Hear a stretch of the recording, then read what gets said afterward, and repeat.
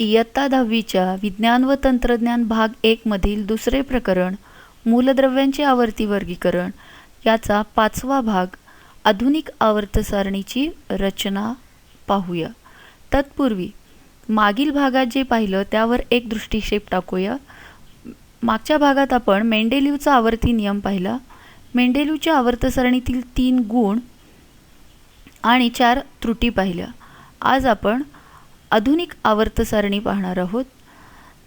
तर मेंडेलीव यांची आवर्त सारणी जेव्हा मांडली गेली तेव्हा विज्ञान जगताला अणूच्या अंतरंगाविषयी माहिती नव्हती की अणूच्या आत काय आहे. त्यामुळे अणुवस्तुमानच गृहीत धरलं जायचं.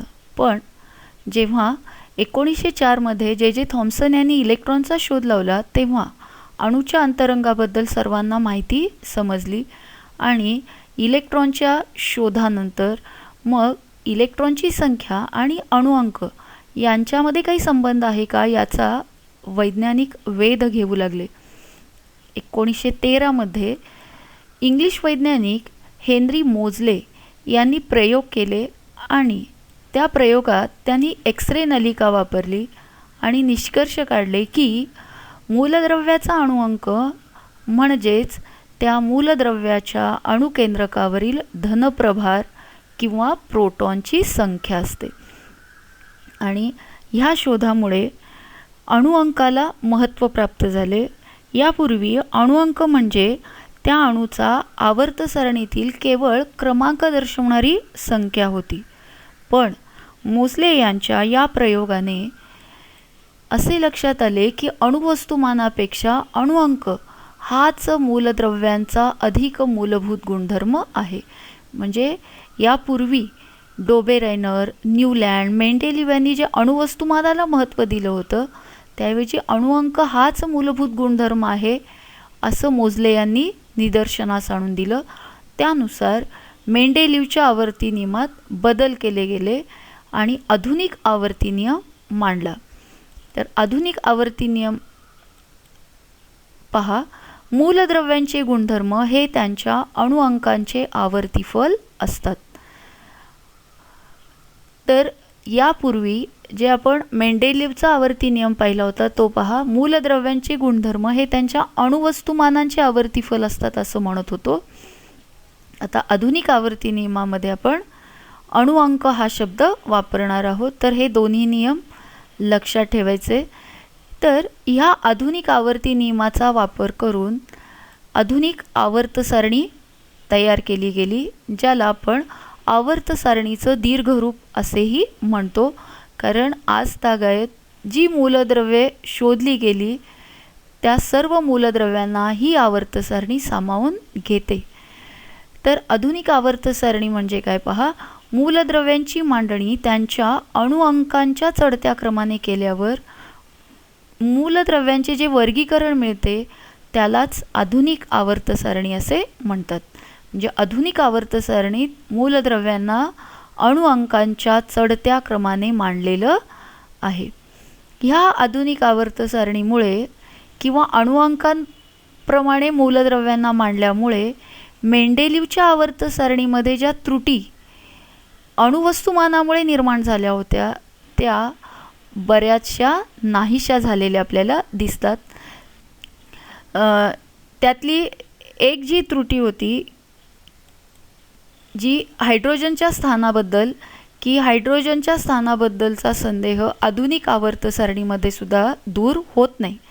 परंतु उरलेल्या ज्या 3 त्रुटी होत्या मेंडेलीवच्या आवर्त सारणीतल्या, जसे की पूर्णांकी अणुवस्तुमानांबद्दल संदिग्धता, समस्थानिकांबद्दलची विसंगती किंवा 2 जड मूलद्रव्यादरम्यानच्या मूलद्रव्यांचा अंदाज घेता येणे, ह्या ज्या 3 त्रुटी होत्या ज्या मेंडेलीवच्या आवर्त सारणीत आपल्याला त्याची उत्तरं मिळत नव्हती ती आधुनिक आवर्त सारणीत आपल्याला मिळतात.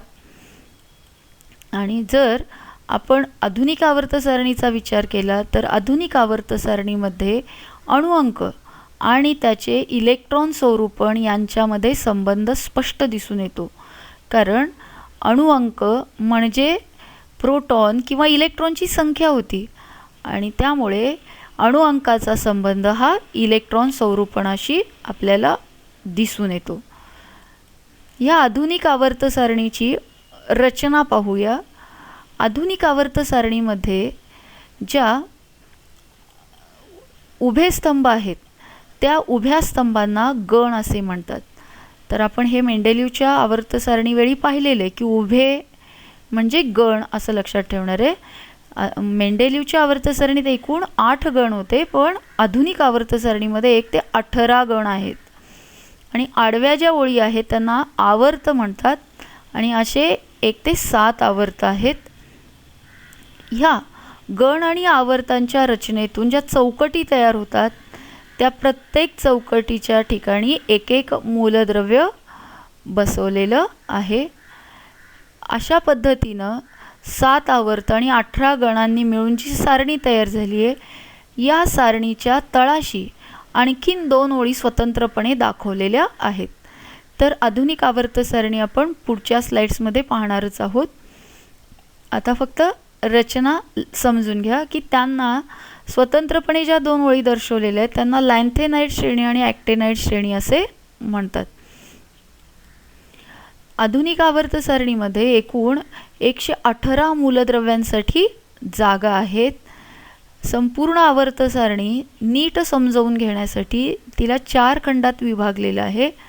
तर ते 4 खंड पहा: S खंड, P खंड, D खंड आणि F खंड. तर इलेक्ट्रॉन स्वरूपणावरून त्यांची अशी विभागणी केलेली आहे. तर S खंडामध्ये पहिला आणि दुसऱ्या गणाचा समावेश होतो. P खंडामध्ये 13 ते 18 गणाचा समावेश होतो. 3 ते 12 गणाचा समावेश D खंडात होतो.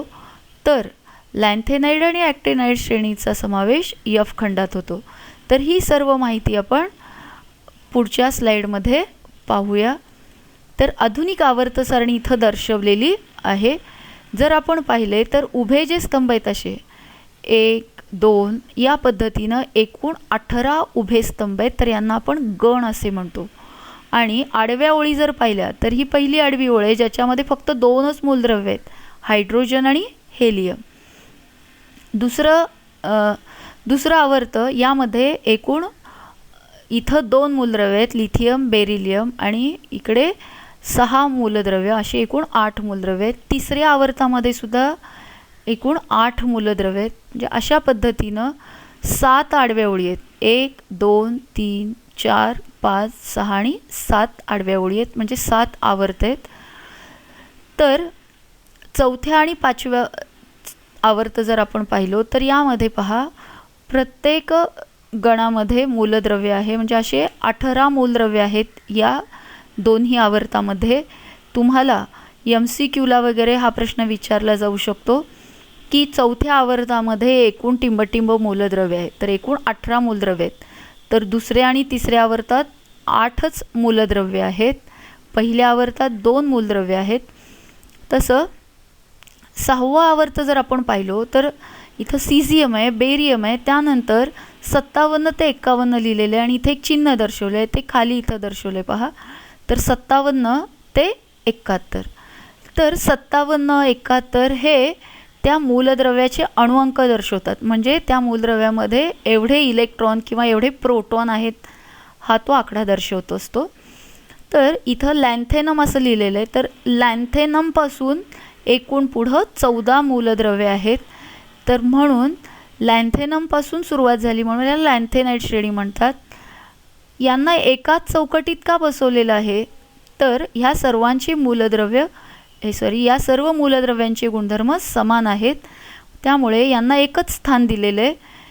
तर ह्या लॅन्थेनाइड श्रेणीतल्या सर्व मूलद्रव्यांचा गण आहे 3रा आणि आवर्त आहे 6वा. याच पद्धतीनं 89 ते 103 दर्शवलेलं आहे पहा. तर 89 अणुअंक असलेला ॲक्टिनियम मूलद्रव्य आहे. तर ॲक्टिनियमपासून पुढं 14 जी मूलद्रव्य आहेत 103 पर्यंत, ह्या सर्व मूलद्रव्यांचे गुणधर्म ॲक्टिनियमप्रमाणे आहेत, म्हणून ह्या सर्वांना ॲक्टिनाइड श्रेणी असं म्हटलं जातं.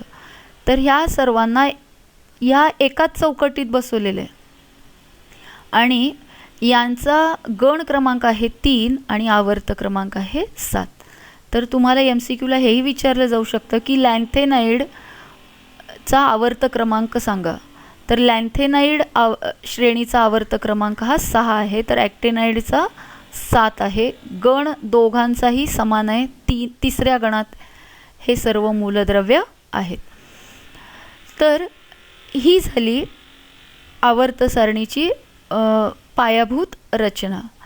आता ह्या आधुनिक आवर्त सारणीला नीट समजावून घेण्यासाठी आपण याचं 4 खंडात विभागणी केलेली आहे. तर ते खंड पाहूयात. जर आपण गण 1 आणि गण 2 पाहिला तर 1 आणि 2 मिळून त्याला यस खंड असं म्हटलं जातं. तर गण 1 मध्ये जे मूलद्रव्य आहेत त्यांना अल्कधातू म्हणतात. आता इथं जर लक्षात आलं तर पहा, लिथियम, सोडियम, पोटॅशियम यांना एक रंग आहे आणि हायड्रोजनला वेगळे. जे हायड्रोजनला ह्या पहिल्या गणात सुद्धा आपल्याला मानता येणार नाही. तर हे लिथियमपासून जे सर्व मूलद्रव्य आहेत ह्या सर्वांना अल्कधातूंचा गण किंवा अल्कधातू म्हणतात. म्हणून पहिला गण हा अल्कधातूंचा गण आहे. दुसरा जो गण आहे तर यामध्ये सुद्धा सर्व मूलद्रव्यच आहेत आणि यांना अल्कली मृदा धातूचा गण म्हणतात. त्यानंतर 17वं जे गण आहे फ्लोरीन, क्लोरीन, ब्रोमीन, आयोडीन, तर ह्या सर्व मूलद्रव्यांना हॅलोजनांचा गण असं म्हटलं जातं. तर 18वं जे गण आहे त्यामध्ये पहा हेलियम, निऑन, अर्गॉन ह्या निष्क्रिय वायूंचा समावेश आहे. म्हणून याला निष्क्रिय वायूंचा गण किंवा राजवायूंचा गण किंवा शून्य गण असंही म्हटलं जातं. कारण मेंडेलिव्हच्या आवर्त सारणीत या सर्व मूलद्रव्यांना शून्य गणात मांडलेलं होतं. तर आता यस खंड आपण पाहिला, पहिला आणि दुसरा गण. तसं पी खंड पहा, तर गण क्रमांक 13 ते 18 यांचा समावेश पी खंडामध्ये होतो. या पी खंडाचं जर निरीक्षण केलं तर इथे एक आपल्याला नागमोडी रेषा दिसते. या नागमोडी रेषेच्या खालच्या बाजूला किंवा डावीकडे जे मूलद्रव्य आहेत ॲल्युमिनियम, गॅलियम, टीन वगैरे, तर ह्या सर्व मूलद्रव्यांना हे सर्व मूलद्रव्य धातू आहेत. तर ह्या नागमोडी रेषेच्या उजवीकडं किंवा वरच्या बाजूला कार्बन, फॉस्फरस, सेलेनियम हे सर्व जे जांभळ्या रंगात दर्शवलेले आहेत तर हे सर्व अधातू आहेत. आणि ह्या नागमोडी रेषेच्या किनाऱ्यालगत जी काही मूलद्रव्य आहेत सिलिकॉन, जर्मेनियम, आर्सेनिक, अँटिमनी हे सर्व धातू सदृश मूलद्रव्य आहेत. म्हणजे पी खंडामध्ये धातू, अधातू आणि धातू सदृश या सर्वांचा समावेश होतो.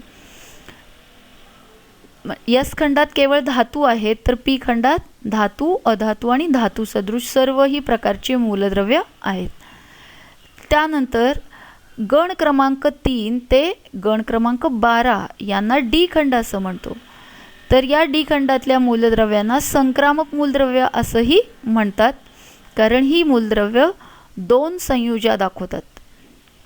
आणि तळाशी मांडलेले जे 2 लॅन्थेनाइड आणि ॲक्टिनाइड श्रेणी आहेत त्यांना यफ खंड असं म्हटलं जातं. तर या यफ खंडामध्ये सुद्धा सर्व मूलद्रव्यच आहेत. म्हणजे जर पूर्ण आधुनिक आवर्त सारणीची रचना पाहिली तर आपल्याला लक्षात येईल की आधुनिक आवर्त सारणीच्या उजव्या बाजूला आपल्याला सर्व अधातू मिळतात. त्यानंतर धातू सदृश आहेत आणि बाकी पूर्ण आवर्त सारणीमध्ये सर्व धातूच आहेत. म्हणजे ही झाली आधुनिक आवर्त सारणीची रचना. तर यावर आधारित काही प्रश्न आपल्याला आहेत जे मेंडेलिव्हच्या आवर्त सारणीमध्ये त्रुटी म्हणून निर्माण झाल्या होत्या. तर पहिला प्रश्न आहे, कोबाल्ट ज्याचा अणुवस्तुमान 59 आणि निकेल यांच्या स्थानासंदर्भात मेंडेलिव्हच्या आवर्त सारणीत असलेला प्रश्न आधुनिक आवर्त सारणीत कसा सुटला? तर आपल्याला माहिती आहे की आधुनिक आवर्त सारणी ही अणुअंकानुसार आहे आणि मेंडेलिव्हची आवर्त सारणी ही अणुवस्तुमानानुसार होती. त्यामुळे त्यांनी अणुवस्तुमान गृहीत धरले होते. पण अणुअंकाच्या चढत्या क्रमाने आधुनिक आवर्त सारणी असल्याने कोबाल्ट आणि निकेल यांचं जर अणुअंक पाहिलो तर कोबाल्टचा अणुअंक आहे 27 आणि निकेलचा आहे 28.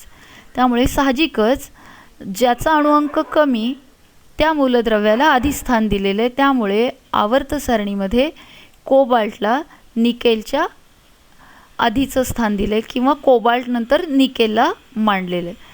तर अशा पद्धतीनं सहज हा प्रश्न सुटला जेव्हा आपण मूलद्रव्यांना अणुअंकानुसार मांडलं. त्यानंतर मेंडेलिव्हच्या आवर्त सारणीतली दुसरी त्रुटी होती की समस्थानिकांबद्दलची विसंगती. क्लोरीन ज्याचं अणुवस्तुमान आहे 35 आणि क्लोरीन 37 समस्थानिकं जी असतात ती एकाच मूलद्रव्याची असतात, परंतु त्यांचं अणुवस्तुमान मात्र काय असतं, भिन्न. तर अशी भिन्न अणुवस्तुमान असणाऱ्या मूलद्रव्यांची जागा आधुनिक आवर्त सारणीत कशा प्रकारे निश्चित झाली? तर सोपं आहे की आधुनिक आवर्त सारणी ही अणुअंकानुसार मांडलेली आहे आणि यांचे अणुवस्तुमान समस्थानिकांचे अणुवस्तुमान जरी भिन्न असले तरी त्यांचा अणुअंक मात्र काय आहे, समान आहे आणि तो आहे 17. आणि अणुअंक जर समान असेल तर या दोघांनाही एकच स्थान आपल्याला द्यावं लागेल. म्हणून आधुनिक आवर्त सारणीमध्ये समस्थानिकांना एकच स्थान दिलेलं आहे. तर पेपरला तुम्हाला यावर कारणे द्या असाही प्रश्न असतो की आधुनिक आवर्त सारणीत समस्थानिकांना एकच स्थान दिले आहे. तर याचं कारण काय, समस्थानिकांचे अणुवस्तुमान जरी भिन्न असले तरी त्यांचे अणुअंक समान असतात आणि आधुनिक आवर्त सारणी ही अणुअंकानुसार मांडलेली आहे. अणुअंक समान म्हणून समस्थानिकांना एकच स्थान दिलेले आहे असं आपण त्याचं उत्तर लिहू शकतो. त्यानंतर तिसरी जी त्रुटी होती की जड मूलद्रव्यादरम्यानच्या मूलद्रव्यांचा अंदाज घेणे. तर यावर एक प्रश्न आहे पहा की क्रोमियम ज्याचं अणुवस्तुमान आहे 52 आणि मॅंगनीजचं अणुवस्तुमान आहे 55, ह्या दोन जड मूलद्रव्यांच्या दरम्यान 53 किंवा 54 असे अणुवस्तुमान असलेले मूलद्रव्य असू शकतील काय, असा प्रश्न आहे. तर याचं उत्तर आहे नाही. कारण क्रोमियम याचं अणुअंक जर आपण पाहिलो तर 24 आहे आणि मॅंगनीजचा अणुअंक आहे 25. तर या दोघांमध्ये केवळ एकचा फरक आहे, म्हणजे 24 नंतर लगेच 25 येणार. त्यामुळे या दोघांच्या दरम्यान इतर कुठले मूलद्रव्य असू शकणार नाहीत. त्यानंतर चौथी जी त्रुटी होती मेंडेलिव्हच्या आवर्त सारणीतली की हायड्रोजनच्या स्थानाबद्दलची अनिश्चितता. तर आधुनिक आवर्त सारणीत हायड्रोजनला कोठे ठेवावे असे तुम्हाला वाटते, हॅलोजनच्या गण 17मध्ये की अल्का धातूंच्या गण 1मध्ये? तर हायड्रोजन हा अल्कधातूंप्रमाणे इलेक्ट्रॉन गमावतो आणि धन आयन तयार करतो. तर काही अभिक्रियांमध्ये तो हॅलोजनांप्रमाणे इलेक्ट्रॉन स्वीकारतो आणि ऋण आयन तयार करतो. त्यामुळे हा दोघांप्रमाणेही गुणधर्म दाखवत असल्यामुळे आधुनिक आवर्त सारणीत हायड्रोजनला स्वतंत्र स्थान द्यायला हवे आणि तसं दिलेलंही आहे. मी तुम्हाला मागच्या सारणीतच सांगितले की हायड्रोजनला निळ्या रंगानं दर्शवलेलं आहे, म्हणजे त्याला स्थान वेगळं दिलेलं आहे. जरी त्याला पहिल्या गणाच्या वर मांडलेलं असलं तरी तो अल्कधातूंपेक्षा निराळ आहे हे दर्शवलेलं आहे. तर अशा पद्धतीनं मेंडेलिव्हच्या आवर्त सारणीतल्या त्रुटी आधुनिक आवर्त सारणीने कशा दूर झाल्या त्या आपण पाहिल्या.